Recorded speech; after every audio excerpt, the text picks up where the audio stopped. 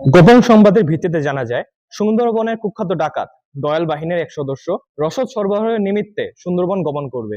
প্রাপ্ত তথ্যের ভিত্তিতে আজ 10 মার্চ 2026 তারিখ মঙ্গলবার সকাল 10টায় কোস্টগার্ড বেস মংলা ও আউটপোস্ট নলিয়ান কর্তৃক দাকব থানাধীন শিবসা নদীতে একটি বিশেষ অভিযান পরিচালনা করা হয়। 94% চিনিযুক্ত অরেঞ্জ ড্রিঙ্কস না, নিন জিরো ক্যাল অরেঞ্জ ড্রিঙ্ক পাউডার।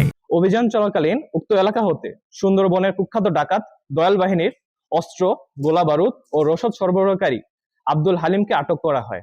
পরবর্তীতে আটককৃত ডাকাতের তথ্যের ভিত্তিতে আজ দুপুর 1টায় দাকব থানাধীন টাকাতলা খাল সংলগ্ন এলাকা হতে একটি একনলা বন্দুক ও 4 রাউন্ড তাজা কার্তুজ জব্দ করা হয়।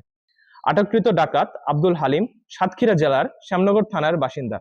সে দীর্ঘদিন যাবৎ দয়াল বাহিনীর সঙ্গে ডাকাতি এবং ডাকাত দলকে অস্ত্র, গোলাবারুদ ও রসদ সরবরাহের মাধ্যমে সহযোগিতা করে আসছিল।